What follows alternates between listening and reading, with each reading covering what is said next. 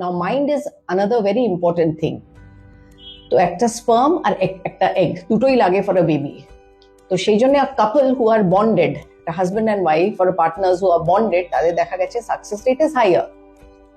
তো adequate or just sufficient amount of care, tender loving care from each other definitely goes a long way in the success, rather than a couple who keep complaining। যেরকম আমার কাছে আসে, sir ও তো cigarette ছাড়তেই পারছে না, madam ও তো সকালবেলা ঘুম থেকেই ওঠে না, কি বলবো বলুন, মানে যা কমপ্লেইনস এসে এই দলটার আমি দেখেছি একটা স্ট্রেস ভীষণভাবে কাজ করে। সো এটা একটা অ্যাসপেক্ট। আমি সব কাপলসদের বলি একটু আপনারা একটু কাজের জায়গা, আজকাল mostly the couples work, husband and wife, আমি বলি একটু রিল্যাক্স যখন থাকবেন বা অফিসে বা বিজনেসে একটু বলে আসবেন, একটু সময় দেবেন। মানে সব সময় আসা দরকার নেই, কিন্তু অনেক সময় দেখি হাজব্যান্ড এলোই না একটাও ট্রিটমেন্টে ওয়াইফের সাথে। সো দিস ওমেন দিসে ম্যাডাম আমি তো একা, তো ওদের একটা চাপ হয়।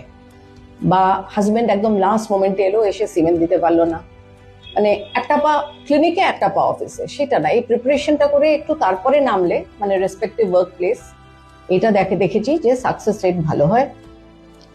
তারপর couple to spend time with each other doing small things, যেরকম একটু কফি খেতে গেলাম, একটু হাঁটতে গেলাম, এদেরও দেখেছি একটা স্ট্রেংথ পাওয়া যায়। বা একটা কাপল যাদের একটা মনের জোর থাকে যে হ্যাঁ আমি মা বা মাদারহুড অ্যাটেন্ড করবো, তাদেরও দেখেছি মন খারাপ তো হয়, কিন্তু there has to be a full stop to it. তো মাইন্ড অ্যান্ড বডির একটা প্রিপারেশন, প্রি আইভিএফ এ যদি প্রিপারেশন নিয়ে কাপলসরা নামে, definitely the success rate is higher and the chances of parenthood is more.